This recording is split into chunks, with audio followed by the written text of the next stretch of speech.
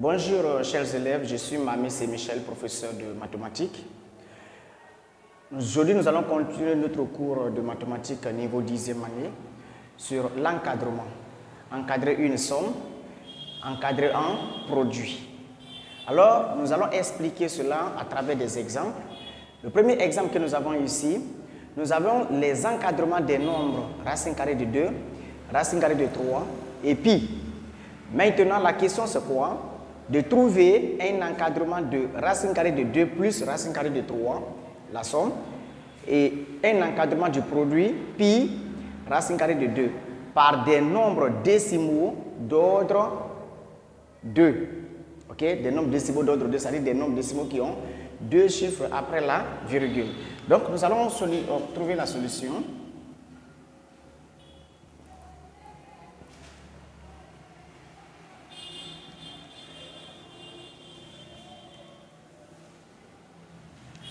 Alors,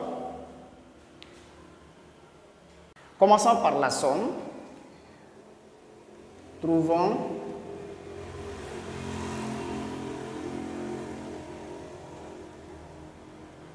un encadrement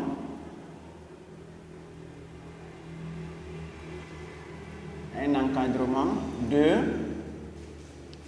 racine carrée de 2 plus racine carrée de 3 par deux nombres.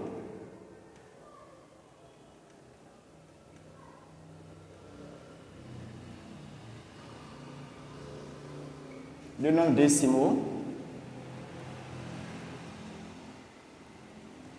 d'ordre 2.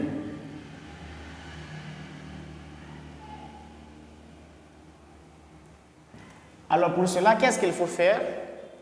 Nous savons que c'est une somme. Donc nous prenons d'abord l'encadrement. On commence par l'encadrement de racine carrée de 2. Donc on sait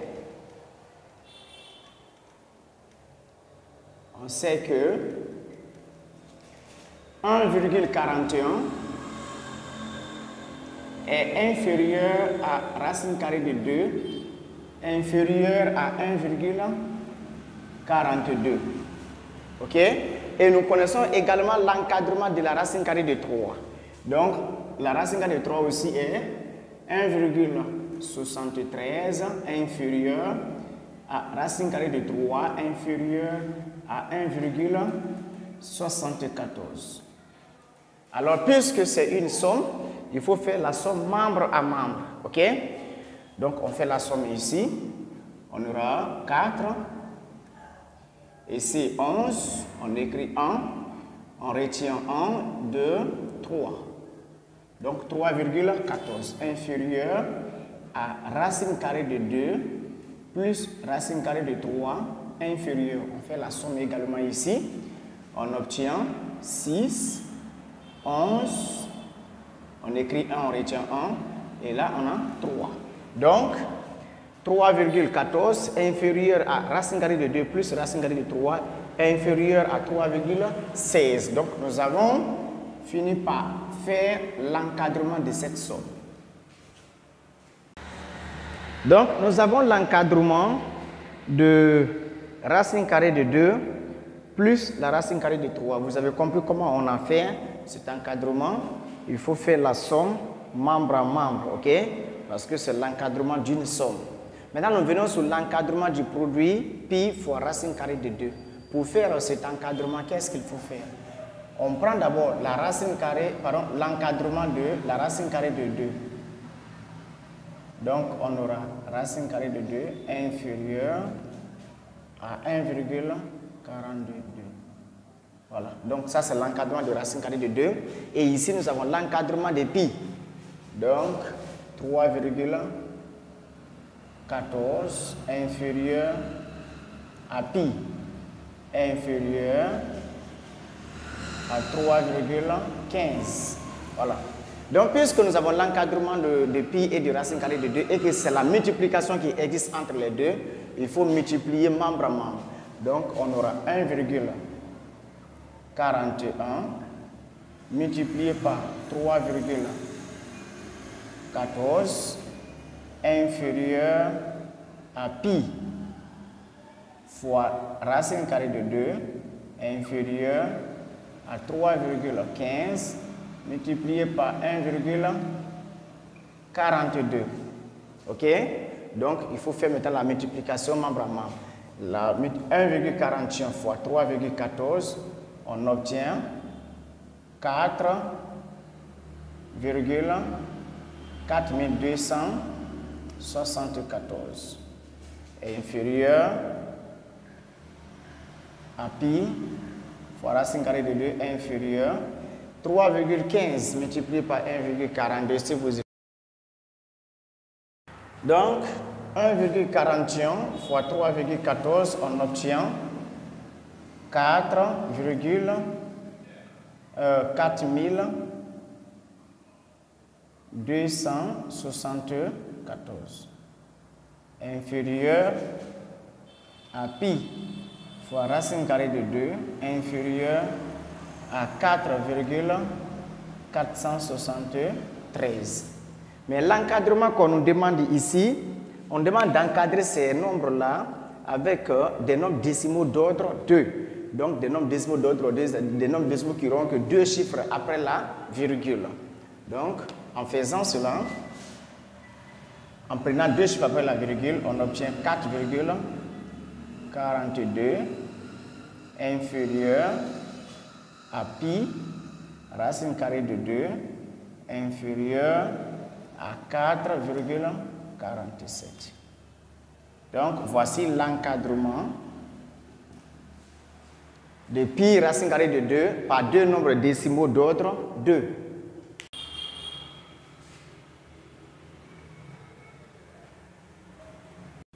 Nous allons continuer avec l'encadrement. Nous venons de faire l'encadrement d'une somme et maintenant là nous allons faire l'encadrement d'une différence.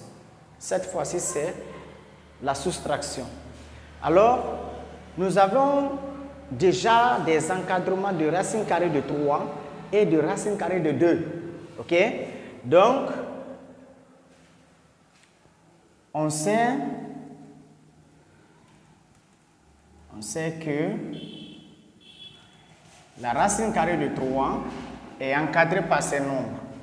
1,73 inférieur à racine carrée de 3 inférieur à 1,75. Pardon, 74. Voilà. Et nous avons également l'encadrement de la racine carrée de 2 qui est 1,41 inférieur à la racine carrée de 2 inférieur à 1,42. Mais qu'est-ce qui nous manque? On n'a pas l'encadrement de moins racine carrée de 2. Donc, il faut trouver l'encadrement de moins racine carrée de 2 et faire la somme maintenant entre ces deux encadrements. OK? Qu'est-ce qu'il faut faire? Il faut multiplier cette expression par moins 1. Par moins 1, puisqu'on a déjà l'encadrement de la racine carrée de 2, il suffit de multiplier par moins 1 pour avoir l'encadrement de moins racine carrée de 2. Alors, qu'est-ce qu'on fait? On vous avait dit que multiplier une inégalité par un signe négatif ou bien par moins 1, l'inégalité va changer de sens. Si c'était inférieur, ça devient supérieur. Si c'était supérieur, ça devient inférieur. Alors, ce qui revient à dire qu'on aura ici moins 1,41 supérieur maintenant à moins racine carrée de 2 supérieur à moins 1,42. Donc, nous avons l'encadrement de moins racine carrée de 2 qui est là. On peut bien disposer pour avoir le même sens que l'encadrement de la racine carrée de 3. Donc, nous pouvons dire ici, en commençant par là, que moins. Nous pouvons dire que alors, moins 1,42 inférieur, c'est inférieur ici, à moins racine carrée de 2 inférieur à moins 1,41. OK? C'est la même chose que nous avons écrit ici. mais nous avons disposé de la plus belle manière, ok, pour avoir le même sens que l'encadrement de la racine carrée de 3, pour nous faciliter évidemment de faire la somme. Ok? Donc on prend maintenant les deux encadrements. Nous avons 1,73 inférieur à la racine carrée de 3 inférieur à 1,74. Et moins racine carrée de 2 qui a pour encadrement moins 1,42 inférieur à moins racine carrée de 2 inférieur à moins 1,41. Voilà, et ainsi, on fait la somme comme on avait fait au départ. On aura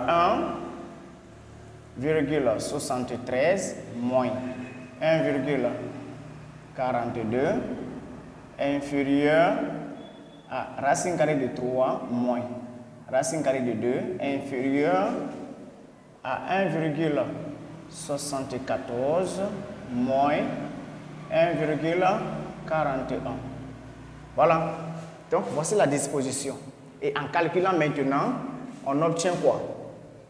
On obtient ici 1, ici 3, et là 0.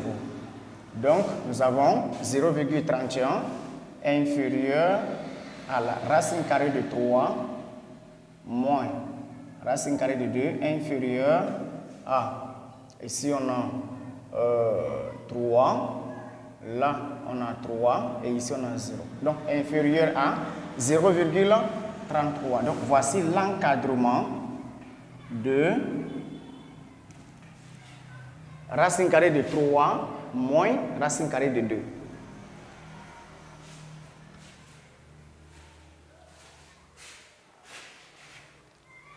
Vous avez remarqué, peut-être vous allez vous poser la question, pourquoi au niveau de l'addition, on a fait la somme membre à membre, mais au niveau de la soustraction, on n'a pas fait la différence membre à membre. Retenez que en termes d'encadrement, il n'est pas bon de faire la différence. Il n'y a pas de règles qui nous permettent de faire la différence membre à membre.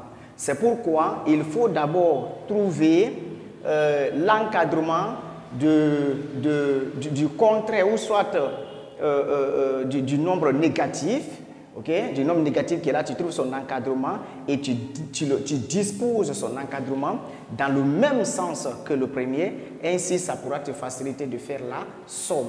Okay? Donc il y a une règle pour faire la somme, mais pas une règle pour faire la différence. C'est pourquoi si vous avez remarqué ici, nous avons plutôt fait 1,73 plus moins 1,42.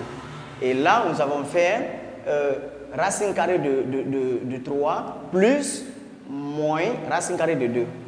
Ici également 1,74 plus moins 4,41. Et voici le résultat que cela a pu donner. En conclusion, lorsque vous avez A plus B, vous voulez encadrer A plus B. Vous avez l'encadrement de A, vous avez l'encadrement de B. Vous pouvez faire la somme membre à membre de ces deux encadrements. Lorsque vous avez A moins B et que vous voulez faire l'encadrement de A moins B, vous avez l'encadrement de A, vous avez l'encadrement de B, vous voulez faire l'encadrement de A moins B, venez tout simplement trouver d'abord l'encadrement de moins B. Vous allez d'abord trouver l'encadrement de moins B.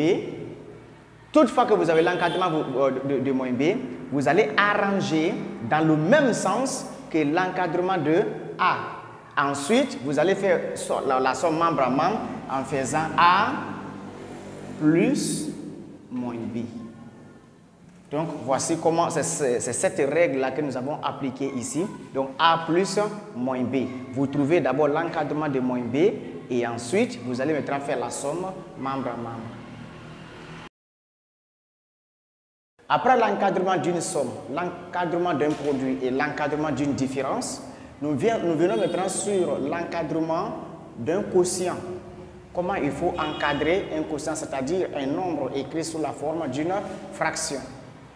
On va faire cet exemple. On nous demande de trouver un encadrement de A sur B, sachant que A a pour encadrement, A est encadré par 3,12 et 3,13, B aussi 1,24 et 1,25.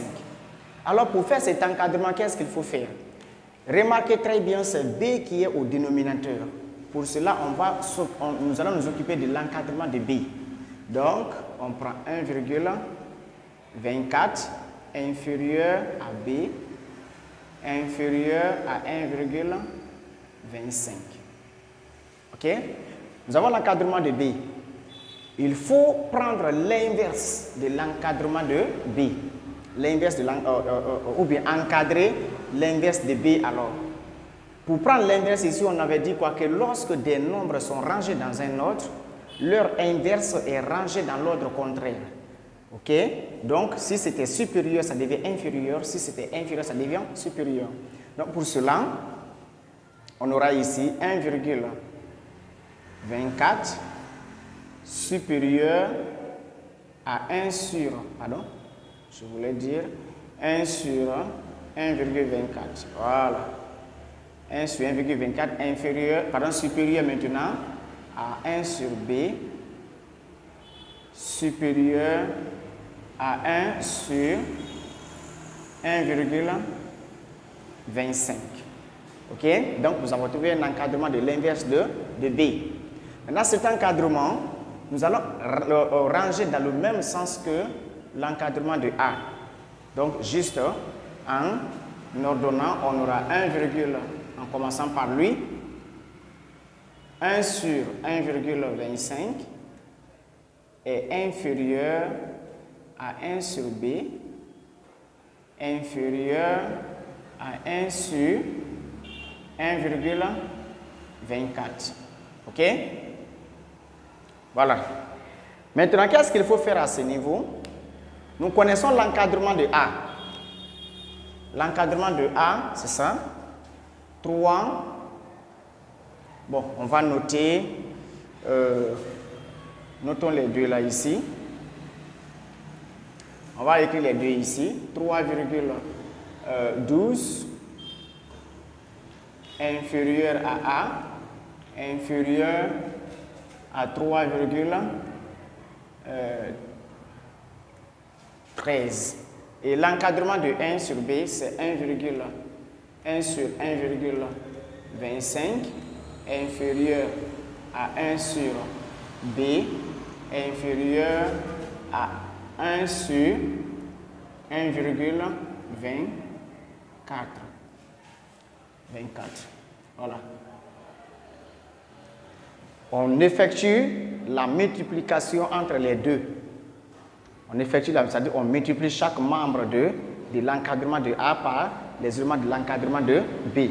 Pour cela, on aura 3,12 fois 1 sur 1,25 inférieur à A fois 1 sur B inférieur à 3,13 fois 1 sur 1,24. Donc, comme résultat, on aura 3,12 multiplié par 1. On obtient toujours 3,12 sur 1,25. Sur 1,25 inférieur A fois 1 sur B, on obtient A sur B inférieur à 3,13 sur 1,24. Voilà. Donc, on obtient 2,496 inférieur à A sur B, inférieur à 2,524.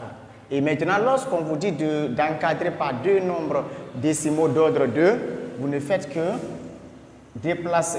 prendre deux chiffres après la virgule de chaque côté. Si c'est des deux nombres positifs d'ordre 2, deux nombres décimaux d'ordre 2, alors on aura 2,496 2,49 inférieur, bon 2,49 inférieur, ici le nombre qui vient c'est 6, donc nous pouvons même dire ici que c'est 2,50, ok, inférieur à A sur B, inférieur à 2,52.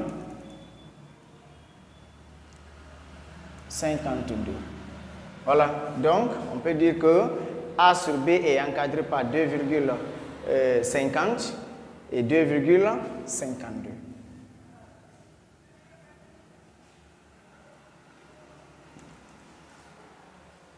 Vous allez vous poser la question de savoir pourquoi on n'a pas fait la division membre à membre de ces deux encadrements.